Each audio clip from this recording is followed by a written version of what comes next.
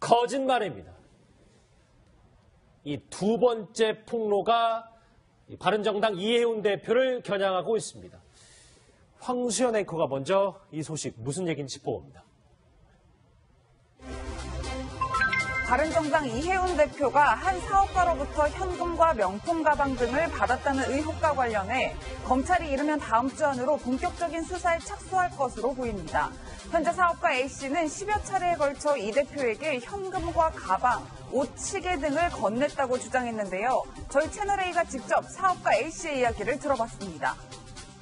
정말 돈도 찌끔찌끔 많이 가져갔거든요. 예. 근데 얘가 하는 말이 다 거짓말이니까 처음에 30억을 할 때는 예. 여기서 선배님도 한 3억만 달라고 그러더라고요. 예. 그래서 이게 자료가 넘어간 날 사무실에 와갖고 뭐 1,000만 원에다가 뭐 한 그때 당시에 한 3천만 원 다 받아갔거든요. 예. 이게 다 지금 알선수재가 되든지 사기가 되잖아요.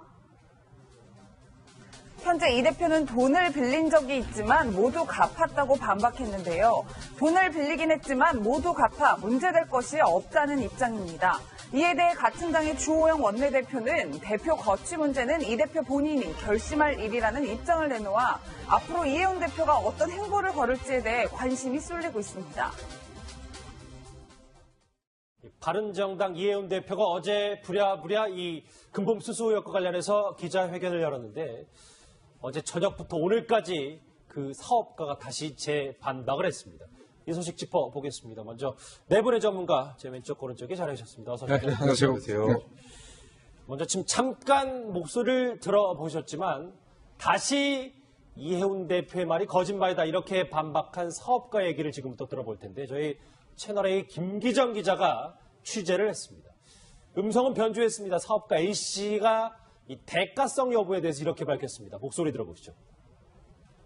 얘가 저한테 봉사 따준다, 뭐 해준다 하면서 정말 그 돈도 찌끔찌끔 많이 가져갔거든요. 예. 근데 얘가 하는 말이 다 거짓말이니까 제가 이제 공격적으로 나가기 시작을 했더니 예. 오히려 저보고 협박을 한대요. 처음에 예. 30억을 할 때는 예. 여기서 선배님도 한 3억만 달라고 그러더라고요. 예. 그래서 이게 자료가 넘어간 날 사무실에 와갖고 뭐 1,000만 원에다가 뭐 한 그때 당시에 한 3천만 원 다 받아갔거든요. 예. 이게 다 지금 알선수재가 되든지 사기가 되잖아요. 첫 번째로 짚어볼 핵심은 바로 이 대가성입니다. 그러니까 어제 이해운 대표는 그런 얘기가 없다고 했는데 김복준 사업 편의를 봐준 다음에 받아간 돈 이렇게 사업가 A씨는 얘기했습니다. 이 사람 얘기는 이제 쉽게 얘기해서 대가성이 있다는 거죠. 공사를 따주는 조건으로 나한테 돈을 가져갔다. 그렇기 때문에 이거는 알선수재가 된지 사기가 된다는데 이거는 제명은 제가 볼 때는 안 맞는 것 같고요. 이제 우리가 여기서 꼭 따져봐야 할 거는 진짜 공사를 따준다고 가져갔는지 여부를 이제 수사해야 되지 않겠어요? 예. 그러려면 공사를 따준다고 약속한 이후에 그 뒤에 후속행위가 있었는지를 따져봐야 돼요. 후속행위가 지금 쉽게 얘기해서 공사하고 연관된 사람들을 이해운 의원이 적극적으로 주선해서 지금 A씨하고 만나게 해준 사실이 있는지 그 후속행위 여부를 좀 따져볼 필요가 있을 것 같고요. 그게 밝혀져야지 대가성이고 뭐고 따질 수 있을 것 같습니다. 예, 백 변호사님 그렇다면 만약 A씨의 주장이 사실이다, 그러니까 대가성이 있었다는 게 사실이라면 A씨의 말처럼 알선수재, 사기 이런 거에 해당이 된다고 봐야 되는 건가요? 그러니까 일단 예를 들어서 전혀 사업에 도움을 줄 생각 없이 내가 사업 따게 해주겠다라 해서 돈을 받았다면 그건 사기죠. 그게 그렇다면. 근데 그게 아니고 무언가 돈을 받아서 액션을 취해서 누군가를 만나게 해주거나 주선을 해주거나 했다면 이게 지금 국회의원 되기 전이면 사전수뢰죄가 될 수 있고요. 그리고 지금 말씀하셨던 알선수뢰죄보다는 저는 사전수뢰죄 쪽이 좀 더 가까운 것 같은데 지금 문제는 어쨌건 이 해당 기업의 임직원하고 만나게 해줬다라는 또 문자 메시지를 또 이 사업가가 A씨가 공개를 했죠. 이런 부분들은 정확하게 사실관계를 좀 확인해 봐야 되는데 이게 지금 현재 제가 알기로 고소 고발이 되는 게 아니고 진정서 정도를 넣은 걸로 알려져 있습니다. 이제 이걸 인지해서 수사를 진행을 하게 되면 이게 가장 핵심입니다. 조금 전에 김복준 교수님 말씀하셨던 것처럼 돈을 받고 이 사업가의 주장대로 무언가 이 공사를 따기 위한 도움, 액션을 이해운 대표가 해줬다면 그러면 이 사업가의 말대로 그런 죄명에 해당할 여지는 분명히 있습니다. 아직 그러나 사실관계는 정확하게 확인된 게 아니기 때문에 그렇죠. 뭐 단정적으로 말씀드리기 어렵지만 예. 이런 증거들이 갖춰진다면 이혜훈 대표가 좀 굉장히 곤란한 상황에 처할 가능성이 있습니다. 근데 저는 조금 생각이 좀 다른 부분은 그러니까 이게 직무 관련성이 있느냐 있거든요. 그러니까 이 수뢰죄가 되려면 공무원의 직무 관련성도 있어야 돼요. 대가 관계도 분명 중요하지만 근데 국회의원이 워낙 그 직무가 광범위하기 때문에 뭐 폭넓게 인정할 수도 있지만 국회의원이 그 사기업의 어떤 홍보 업무를 하는데 그 홍보 일을 이 사업가 A씨한테 맡기게 하는 거 그것이 직무 관련성이 있느냐는 좀 법리적으로 다툼의 여지가 있다고 보입니다. 이건 아마 이제 상임위원회가 어디에 소속돼 있는가 이것도 중요할 거예요. 이혜훈 대표가 그렇죠. 당시에 청탁을 받을 당시에 이해노원의 상임위원회가 무엇인지 지난번 박기춘 의원도 마찬가지로 그 자기의 상임위원회와 그 직무 관련성이 인정이 됐었거든요. 아마 그런 거기 때문에 그런 것들 좀 세밀하게 따져봐야 될 것 같습니다. 근데 제 생각은요. 이거는 국회의원 당선 전후를 좀 따져봐야 할 것 같아요. 4.13이죠, 우리 예. 총선이. 4월 13일 이전의 행위, 이게 지금 이 행위가 언젠지 모르겠어요. 그 이전의 행위라면 국회의원이 될 것을 알고, 공무원이 될 것을 알고 받은 거라면 백 변호사님 얘기하신 것처럼 사전수뢰죄가 가능하거든요. 공무원이 꼭 될 걸 확신할 필요는 없거든요. 법에서, 법리에서는. 예. 그러니까 사전수뢰죄도 되기 이전 같은 건 보고 4.13 이후에 받은 거는 그거는 국회의원이 당선자 된 신분 상태에서 받았다면 뇌물죄, 수뢰죄가 또 가능하거든요. 그래서 그거는 그렇게 나누는 게 좀 편할 것 같습니다. 예, 김 교수님, 방금 전 이제 사후 행위가 또 중요할 수 있다라는 네, 말씀하셨는데 사실 뭐 주선을 해서 만남을 갖고 식사했는지 여부는 통화 내역이나 뭐 CCTV 같은 것만 확인해봐도 금방 나오는 문제 아닌가요? 그렇죠. 그런데 이게 이제 문제는 만약에 이제 뭐 이게 사실일지 아닌지 먼저 수사해보면 알겠지만 이혜훈 의원 같은 경우는 누군가를 공사하고 연관된 사람하고 같이 식사를 했어요. 이 사람을 A씨를 데리고 가서. 그랬다 손치더라도 만약에 내가 이혜훈 의원이라면 이렇게 얘기하죠. 그건 공사하고 관련 없는 식사였다. 거기에서 우리가 뭐 공사 관련된 얘기가 나왔냐 이렇게 얘기할 수 있거든요. 그래서 근거가 있어야 할 것 같은데 만약에 SNS로 문자를 주고받으면서 뭐 공사 관련돼서 어느 누구를 뭐 만나기로 했습니다. 나오십시오. 이랬다면 이건 빼도 박도 못하겠죠. 예. 그런데 지금 이 사업가 A씨의 주장은 저 돈을 줄 때 자기는 대가성이 있었다라고 얘기하는 거고 그렇죠. 또 하나의 의혹이 오늘 나온 저겁니다. 그러니까 의혹이 불거지기 4일 전이면 이 의혹, 이 보도가 어제 나왔으니까 지난주 말쯤에 이 사업가 A씨의 주장입니다만 이혜훈 대표가 4천만 원을 돌려주겠다며 만나자고 했다. 그러니까 위원장님, 저 얘기는 회유를 시도했다는 말인가요? 그러니까 결국 이제 이 문제가 공식 언론에 불거지기 전에 아마 제가 볼 때는 A씨가 요구를 좀 한 것 같아요. 여러 가지 좀 왜 저번에 약속한 거 이행하지 않느냐 이런 요구를 하면서 실제로 그게 안 되니까 아마 이제 다시 만나서 그러면 내가 줬던 거 다 돌려달라. 그래서 아마 이제 여러 가지 선물 같은 경우는 아마 이혜훈 대표 주장대로 예. 다 돌려줬다는 거 아니겠습니까? 근데 이제 뭐 돈 같은 경우는 이제 이것도 이제 돌려줬다는 건데 여기 보면 실제로 자기가 준 것은 한 6천만 원 정도 된다는 건데 실제로 돌려받는 게 한 4천만 원 정도 된다는 것이거든요.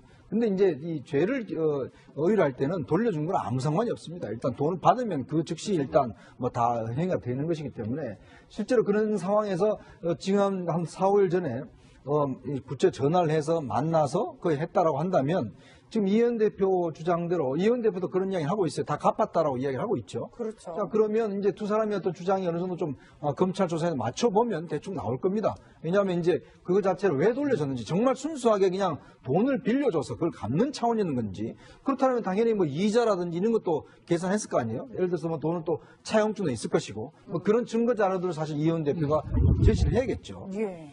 사업가 A씨의 목소리 하나 더 있습니다. 그 목소리 한번 집중해서 들어보시죠. 그 차용증 같은 경우에는 없어요. 그런 게 없어요. 전혀 없어요. 저는 원래 녹음도 할 줄도 모르고 제가 이혜원이를 이걸 잡아 넣겠다 하고 막 뭐를 녹음을 해두거나 뭐를 했으면은 그런 게 벌써 나왔겠죠, 제가. 근데 그런 거 일절 안 하고요. 아니, 제가 협박을 했다고 하니까 내가 니한테 언제 협박을 했냐. 네가 나한테 갚을 돈이나 갚아라고 문자를 보냈죠. 예, 이 변호사님 분명 어제 이혜훈 대표는 기자회견에서 차용증이 있다고 했고 사업가 A씨는 없다고 해요. 둘 중에 한 명은 거짓말을 하고 있네요. 이해운 대표가 이제 어제 한 해명 기자회견에서 한 얘기는 수시로 돈을 빌리고 갚고 뭐 이렇게 했다라고 얘기를 하거든요. 그러면서 차용증도 있다라는 건데, 돈이 그렇게 액수가 뭐 수천만 원 이런 게 아니라 500, 300, 뭐 1000만 원 이래요. 1000만 원 좀 크긴 하지만. 근데 보통의 경우에 500, 300 그것도 이렇게 가까운 그 지인이라고 하면 차용증 써가면서 빌리는 건 좀 어렵죠. 뭐 계좌이체를 받는다든가 뭐 이런 식이지만. 예. 네, 그래서 이제 이해운 대표는 뭐 차용증이 있다고 하니까 그거는 뭐 조만간 뭐 드러날 얘기지만 중요한 거는 차용증이 언제 작성됐느냐에 또 중요해요. 이게 일이 불거지고 나서 뭐 무마 차원에서 작성된 건지 아니면은 뭐 관계가 좋을 때 이미 썼는지 그런 것도 중요하고, 또 하나는 지금 사업가 A 씨가 뭐 내가 니한테 언제 협박했냐, 나한테 갚을 돈이라 갚아라 이렇게 이제 문자를 보냈다라고 지금 그 인터뷰에서 나와 있잖아요. 예. 그런데 이게 보통의 사람들이 뭘 부탁을 했다가 그 부탁하는 대가로 뭐 돈을 이렇게 줬을 때 일이 잘 안 되면 야, 내 돈 돌려달라라는 표현도 쓰고 갚아라라는 표현도 쓰고 뭐 그렇게 써요. 근데 그게 꼭 갚으라고 문자를 보냈다라고 그래서 앞에 돈이 빌린 돈이냐 그러면 그게 빌려준 돈이냐 그건 아닌 거거든요. 아, 원래 잠시만요. 애초에는 대가를 바라고 돈을 줬으니까 받을 생각이 없었다가 그 일이 잘 안 풀리니까 달라고 한다. 그런 경우 가서 그러면 내 돈 뭐 그러면 뭐 돌려달라고 하든지 뭐 내 돈 갚아라 하든지. 내 돈 갚으라고 하든지. 그러니까 그러네요. 보통 쓰는 말들하고 법적인 의미는 또 다른 거거든요. 그런 면에서 아마 이제 이해운 대표는 이 문자를 가지고 빌려준 돈이 맞다라고 이제 주장을 할 수 있을 것 같은데 좀 더 두고 봐야 될 것 같습니다. 네. 좀 정리할게요. 이 사업가 A씨의 연이은 폭로, 두 번째 폭로는 이해운 대표의 어제 해명 또 거짓말이다. 그러니까 사업 편의를 봐준다며 받아간 돈이었고 본인을 4월 전에 회유하려고 했다라는 두 가지 핵심 주장입니다. 정리는 어느 정도 됐는데 백 변호사님. 그런데 이 사업가 A씨가 아직 못 받은 돈이 2천만 원 남았다고 주장을 하네요. 그러니까 지금 이 못 받은 돈이라는 게 빌려준 걸 못 받았다는 뜻이 아닌 것 같고요. 일단 이 지금 사업가 얘기는 자기가 돈을 줬는데 이제 뭔가 민원이 해결이 안 됐으니까 내 돈 돌려줘라는 취지로 돌려달라고 한 건데 그중에 2천만 원을 덜 받았다고 하는 거거든요. 그렇죠. 사실 이 사건의 핵심은 저는 이렇게 생각을 해요. 이해운 대표는 지금 돈을 계속 빌렸다라고 주장을 하고 있죠. 그럼 돈을 언제 빌리나요, 보통? 돈이 필요할 때 선거 전에. 그러니까 뭔가 급히 돈을 써야 할 때, 예. 내가 돈이 없을 때 빌리죠. 그렇죠. 근데 문제는 이해운 대표 돈이 너무 많아요. 지금 이해운 대표 지금 재산 공개된 게 65억 정도 된단 말이에요. 예금하고 채권 같은 것도 있어요. 근데 그런 상황에서 굳이 이렇게 300만 원, 500만 원, 1000만 원을 계속 빌려야만 했을까? 그럼 어떤 용도로 빌렸는지를 이해운 대표 얘기를 해야 돼요. 잠시만요. 그런데 이제 나온 돈들이 네. 부동산이거나 뭐든 묶여 있으면 융통이 잘 안 되면 그렇게 급전이 필요한 거 아니에요? 근데 이제 마지막에 예금, 증권 등이 또 있잖아요.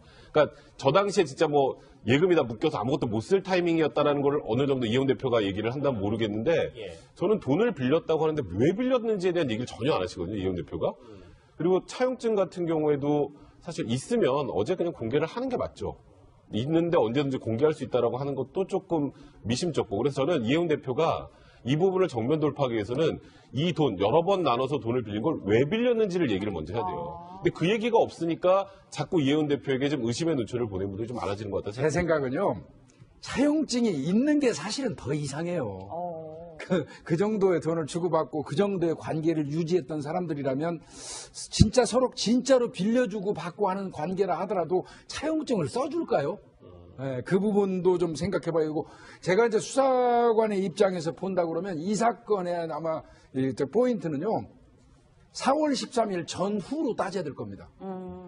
돈이 급박하게 필요한 용처가 있었던 경우는 그래도 선거 이전일 겁니다. 선거 이후의 돈의 성격 같은 것들을 아마 그 수사기관이라면 많이 따질 겁니다. 그래서 이제 수사가 될 거고요. 차용증이 있다 그러면 이제 이해운 대표 같은 경우는 뭐 어찌됐건 공개를 빨리 해줘야 되고요. 이 본인 A 씨는 지금 차용증 쓴 적 없다잖아요. 근데 차용증을 혼자 쓰는 거 아니거든요. 둘이서 씁니다. 둘이서 써서 뭐 자필을 쓰든지 아니면 공증을 하든지 서명 날인 날짜 다 있는 거니까요. 차용증이 있으면 빨리 신속히 공개해서 진위 여부를 서로 따져보는 게 좋겠죠. 예, 이현정 의원님, 사실 저 같은 일반인의 경우는 돈은 은행에서 빌린다라는 개념만 있고 이렇게 누군가에게 수시로 얼마를 이렇게 빨리빨리 빌릴 수 있다는 게 잘 개념이 이해가 안 가는데. 그러니까 이게 지금 아마 제가 볼 때는 이제 지난 그 총선 경선전이 굉장히 치열했지 않습니까? 당시에 이제 조윤선 전 장관이 그 지역구에 나왔어요. 그랬죠. 그래서 뭐 그때 뭐 당시만 해도 진박이라고 하는 조윤선 전 장관이 공천될 것이라는 뭐 이런 한간한 소문이 퍼졌었죠. 예. 근데 이 경선을 했거든요. 이 경선전이 엄청나게 치열했습니다, 사실은. 마지막까지도 치열하게 접전을 벌여서 사실은 이제 이혜훈 대표가 간신히 이제 사실 경선에 이겼잖아요. 그러니까 본선보다 경선이 그렇죠. 더 치열했습니다. 당시 그 강남에서 정말 경선이 치열했는데, 그러면 경선이 치열하다 보면 사람 동원이라든지 여러 가지 면에서 뭐 돈 들어갈 때가 꽤 많죠. 자, 그런 상황에서 이제 제가 볼 때는 아마 이혜훈 대표가 돈이 필요해서 수시로 좀 돈을 좀 빌렸던 것 같은데, 정치는요, 제일 첫 번째 이게 한 게 뭐냐면, 정치권의 가장 큰 거짓말은 대가 없는 깨끗한 돈. 이게 가장 큰 거짓말입니다. 이게 모든 그 돈 받은 정치인들이 제일 먼저 하는 이야기 뭐냐면 순수하게 깨끗한 돈을 받았다고 이야기를 하는데 예. 다들 그렇게 이야기합니다. 정치권에 순수한 돈 어디 있습니까? 다 대가를 바라고 하는 이야기거든요. 그러니까 이혜훈 대표도 아마 누구한테 친박 그 원로한테 소개를 받았다고 하는데 이게 소개받으면 왜 소개받았겠습니까? 그 사람이 무슨 이유로?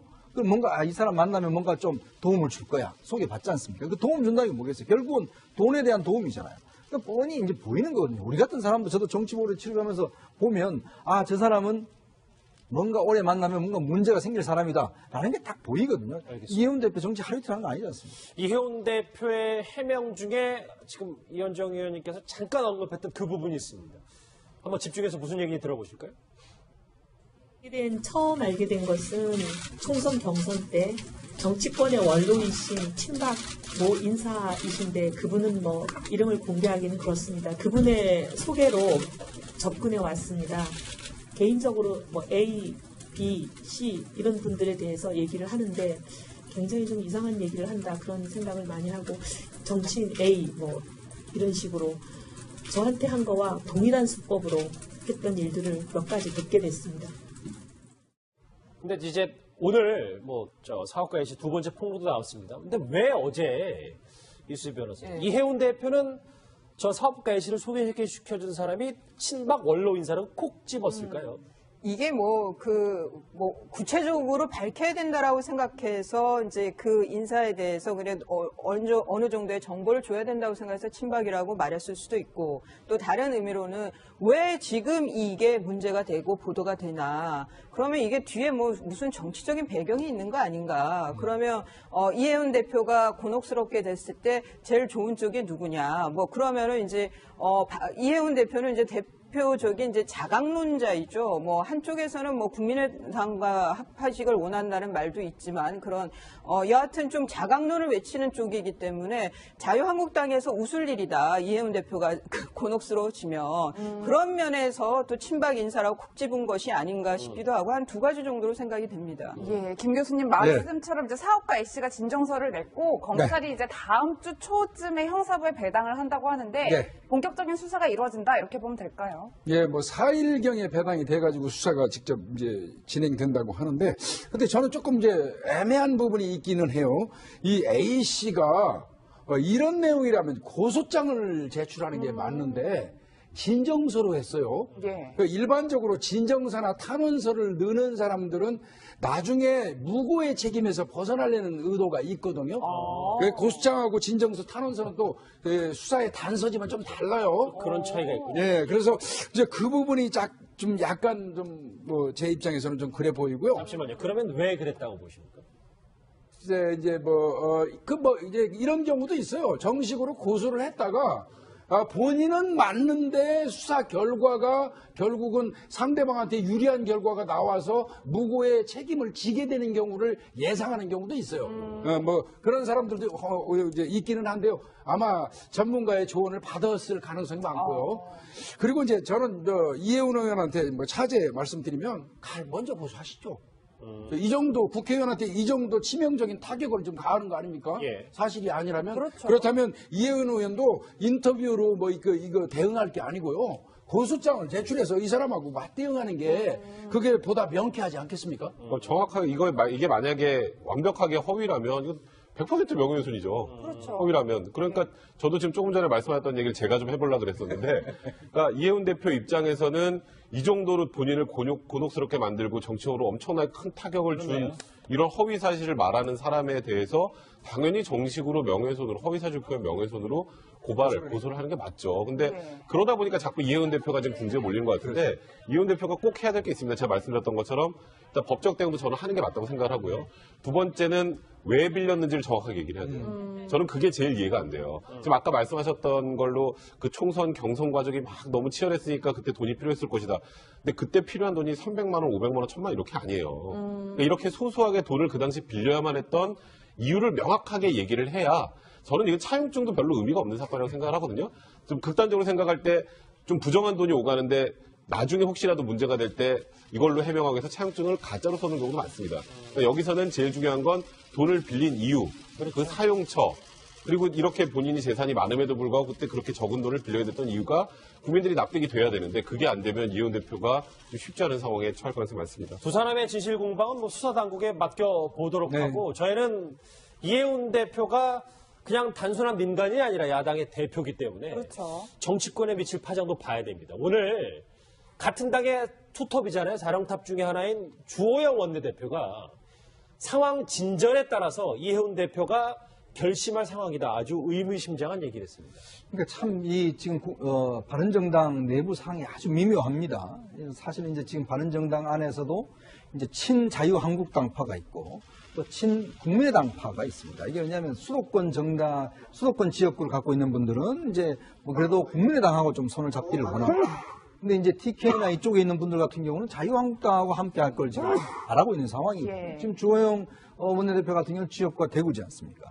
이제 그렇다고 본다면 지금 주호영 대표도 지금 은근히 이제 지금 뭔가 이혜훈 대표의 어떤 결단을 지금 촉구하고 있는 상황이죠. 예. 그러다 보니까 결국 이 당이 어떤 면에서 어디로 갈 것인지 굉장히 지금 결단의 순간에 이혜훈 대표 사건이 터져버린 거예요. 그렇네요. 이제 그러다 보니까 이게 지금 한편으로 보면 굉장히 어제도 말씀드렸지만 자유한국당과의 어떤 통합 문제가 특히 이제 TK나 이쪽 의원들 중심으로 해서 굉장히 빠르게 지금 확산될 가능성도 있고 그렇다면 또 이제 한편으로는 또 그쪽으로는 절대로 못 간다 이런 또 의원들이 생길 수 있고 그러니까 이혜훈 대표가 빨리 어떤 이런 문제를 좀 깨끗하게 하지 않는다면 당내 분열로까지 또 거짓말입니다. 이 두 번째 폭로가 바른정당 이혜훈 대표를 겨냥하고 있습니다. 황수연 앵커가 먼저 이 소식 무슨 얘기인지 짚어봅니다. 바른정당 이혜훈 대표가 한 사업가로부터 현금과 명품 가방 등을 받았다는 의혹과 관련해 검찰이 이르면 다음 주 안으로 본격적인 수사에 착수할 것으로 보입니다. 현재 사업가 A씨는 10여 차례에 걸쳐 이 대표에게 현금과 가방, 옷, 시계 등을 건넸다고 주장했는데요. 저희 채널A가 직접 사업가 A씨의 이야기를 들어봤습니다. 정말 돈도 찌끔찌끔 많이 가져갔거든요. 예. 근데 얘가 하는 말이 다 거짓말이니까 처음에 30억을 할 때는 예. 여기서 선배님도 한 3억만 달라고 그러더라고요. 예. 그래서 이게 자료가 넘어갔는 사무실에 와갖고 뭐 1,000만 원에다가 뭐 그때 당시에 한 3천만 원 다 받아갔거든요. 예. 이게 다 지금 알선수재가 되든지 사기가 되잖아요. 현재 이 대표는 돈을 빌린 적이 있지만 모두 갚았다고 반박했는데요. 돈을 빌리긴 했지만 모두 갚아 문제될 것이 없다는 입장입니다. 이에 대해 같은 당의 주호영 원내대표는 대표 거취 문제는 이 대표 본인이 결심할 일이라는 입장을 내놓아 앞으로 이혜훈 대표가 어떤 행보를 걸을지에 대해 관심이 쏠리고 있습니다. 바른정당 이혜훈 대표가 어제 부랴부랴 이 금품 수수 의혹과 관련해서 기자회견을 열었는데 어제 저녁부터 오늘까지 그 사업가가 다시 재반박을 했습니다. 이 소식 짚어. 의원 같은 경우는 누군가를 공사하고 연관된 사람하고 같이 식사를 했어요. 이 사람을 A씨를 데리고 가서. 그랬다 손치더라도 만약에 내가 이혜훈 의원이라면 이렇게 얘기하죠. 그건 공사하고 관련 없는 식사였다. 거기에서 우리가 뭐 공사 관련된 얘기가 나왔냐 이렇게 얘기할 수 있거든요. 그래서 근거가 있어야 할 것 같은데 만약에 SNS로 문자를 주고받으면서 뭐 공사 관련돼서 어느 누구를 뭐 만나기로 했습니다. 나오십시오. 이랬다면 이건 빼도 박도 못하겠죠. 예. 그런데 지금 이 사업가 A씨의 주장은 저 돈을 줄 때 자기는 대가성이 있었다라고 얘기하는 거고 그렇죠. 또 하나의 의혹이 오늘 나온 저겁니다. 그러니까 의혹이 불거지기 4, 5일 전이면 이 의혹, 이 보도가 어제 나왔으니까 지난주 말쯤에 이 사업가 A씨의 주장입니다만 이해운 대표가 4천만 원을 돌려주겠다며 만나자고 했다. 그러니까 위원장님, 저 얘기는 회유를 시도했다는 말인가요? 그러니까 결국 이제 이 문제가 언론에 불거지기 전에 아마 제가 볼 때는 A씨가 요구를 좀 한 것 같아요. 여러 가지 좀 왜 저번에 약속한 거 이행하지 않느냐 이런 요구를 하면서 실제로 그게 안 되니까 아마 이제 다시 만나서 그러면 내가 줬던 거 다 돌려달라. 그래서 아마 이제 여러 가지 선물 같은 경우는 아마 이해운 대표 주장대로 다 돌려줬다는 거 아니겠습니까? 근데 이제 돈 같은 경우는 이제 이것도 이제 돌려줬다는 건데 여기 보면 실제로 자기가 준 것은 한 6천만 원 정도 된다는 건데 실제로 돌려받는 게 한 4천만 원 정도 된다는 것이거든요. 근데 이제 이 죄를 의율할 때는 돌려준 건 아무 상관이 없습니다. 일단 돈을 받으면 그 즉시 일단 다 행위가 되는 것이기 때문에 실제로 그런 상황에서 지금 한 4, 5일 전에 부처 전화를 해서 만나서 거의 했다라고 한다면 보겠습니다. 먼저 네 분의 전문가 제 왼쪽 오른쪽에 자리하셨습니다. 어서 오십시오. 안녕하세요. 먼저 지금 잠깐 목소리를 들어보셨지만 다시 이해운 대표의 말이 거짓말이다 이렇게 반박한 사업가 얘기를 지금부터 들어볼 텐데 저희 채널A 김기정 기자가 취재를 했습니다. 음성은 변조했습니다. 사업가 A씨가 이 대가성 여부에 대해서 이렇게 밝혔습니다. 목소리 들어보시죠. 얘가 저한테 공사 따준다, 뭐 해준다 하면서 정말 그 돈도 찌끔찌끔 많이 가져갔거든요. 얘가 하는 말이 다 거짓말이니까 제가 이제 공격적으로 나가기 시작을 했더니 오히려 저보고 협박을 한대요. 처음에 30억을 할 때는 여기서 선배님도 한 3억만 달라고 그러더라고요. 그래서 이게 자료가 넘어간 날 사무실에 와갖고 1,000만 원에다가 그때 당시에 한 3천만 원 다 받아갔거든요. 이게 다 지금 알선수재가 되든 사기가 되잖아요. 첫 번째로 짚어볼 핵심은 바로 이 대가성입니다. 그러니까 어제 이해운 대표는 그런 얘기가 없다고 했는데 김복준 사업 편의를 봐준다며 받아간 돈 이렇게 사업가 A씨는 얘기했습니다. 이 사람 얘기는 이제 쉽게 얘기해서 대가성이 있다는 거죠. 공사를 따주는 조건으로 나한테 돈을 가져갔다. 그렇기 때문에 이거는 알선수재가 된지 사기가 된다는데 이거는 죄명은 제가 볼 때는 안 맞는 것 같고요. 이제 우리가 여기서 꼭 따져봐야 할 거는 진짜 공사를 따준다고 가져갔는지 여부를 이제 수사해야 되지 않겠어요? 그러려면 공사를 따준다고 약속한 이후에 그 뒤에 후속행위가 있었는지를 따져봐야 돼요. 후속행위가 지금 쉽게 얘기해서 공사하고 연관된 사람들을 이해운 의원이 적극적으로 주선해서 지금 A씨하고 만나게 해준 사실이 있는지 그 후속행위 여부를 좀 따져볼 필요가 있을 것 같고요. 그게 밝혀져야지 대가성이고 따질 수 있을 것 같습니다. 백 변호사님 그렇다면 만약 A씨의 주장이 사실이다, 그러니까 대가성이 있었다는 게 사실이라면 A씨의 말처럼 알선수재, 사기 이런 거에 해당이 된다고 봐야 되는 건가요? 그러니까 일단 예를 들어서 전혀 사업에 도움을 줄 생각 없이 내가 사업 따게 해주겠다라 해서 돈을 받았다면 그건 사기죠. 그게 그렇다면. 근데 그게 아니고 무언가 돈을 받아서 액션을 취해서 누군가를 만나게 해주거나 주선을 해주거나 했다면 이게 지금 국회의원 되기 전이면 사전수뢰죄가 될 수 있고요. 그리고 지금 말씀하셨던 알선수뢰죄보다는 저는 사전수뢰죄 쪽이 좀 더 가까운 것 같은데 지금 문제는 어쨌건 이 해당 기업의 임직원하고 만나게 해줬다라는 또 문자 메시지를 또 이 사업가가 A씨가 공개를 했죠. 이런 부분들은 정확하게 사실관계를 좀 확인해 봐야 되는데 이게 지금 현재 제가 알기로 고소 고발이 되는 게 아니고 진정서 정도를 넣은 걸로 알려져 있습니다. 이제 이걸 인지해서 수사를 진행을 하게 되면 이게 가장 핵심입니다. 조금 전에 김복준 교수님 말씀하셨던 것처럼 돈을 받고 이 사업가의 주장대로 무언가 이 공사를 따기 위한 도움, 액션을 이해운 대표가 해줬다면 그러면 이 사업가의 말대로 그런 죄명에 해당할 여지는 분명히 있습니다. 아직 그러나 사실관계는 정확하게 확인된 게 아니기 때문에 단정적으로 말씀드리기 어렵지만 이런 증거들이 갖춰진다면 이해운 대표가 좀 굉장히 곤란한 상황에 처할 가능성이 있습니다.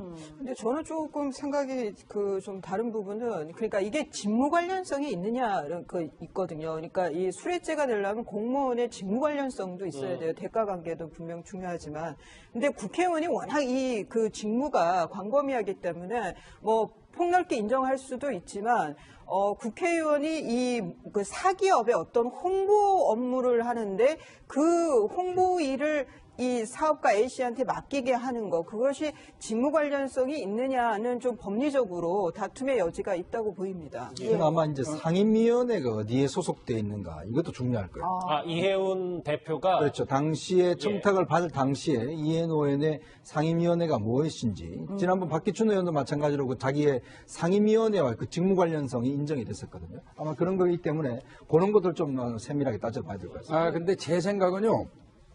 이거는 국회의원 당선 전후를 좀 따져봐야 할 것 같아요. 4.13이죠, 우리 총선이. 4월 13일 이전의 행위, 이게 지금 이 행위가 언젠지 모르겠어요. 그 이전의 행위라면 국회의원이 될 것을 알고, 공무원이 될 것을 알고 받은 거라면 백 변호사님 얘기하신 것처럼 사전수뢰죄가 가능하거든요. 공무원이 꼭 될 걸 확신할 필요는 없거든요.